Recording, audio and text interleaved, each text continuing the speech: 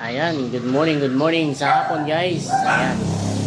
Okay, natapos na naman natin itong ating system dito sa Norsagaray, Bulacan. So ito yung ating output ng system natin.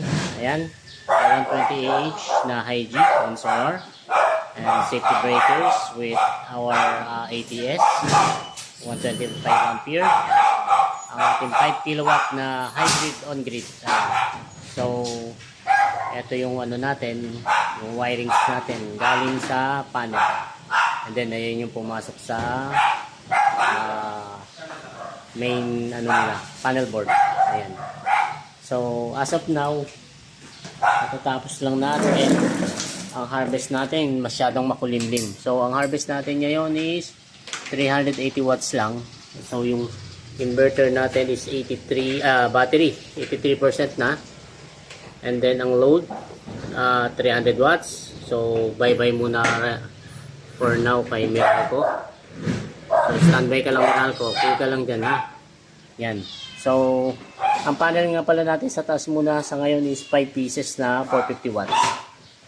So nasa startup ano pa lang tayo, system. Ayan. So ayan.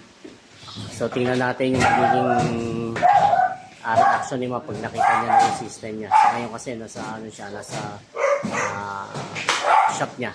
Ayan.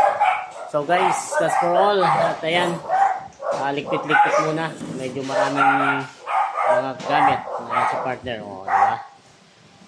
Makapaglinis na rin pala. Uy, ano ba yan? Walang yan. Naka-online pala yan. Ayun, okay, that's for now guys. At ayun, shoutout sa mga friends natin. O yun, no, lumpiang toge with masarap na suka. O diba? Okay, sarap. Ayun. Okay guys, just for now and thank you. Shoutout sa mga friends. Hello sa inyo lahat and mga partners. Tapos na kami dito. Kanina ang susunod. Next again. Okay, thank you.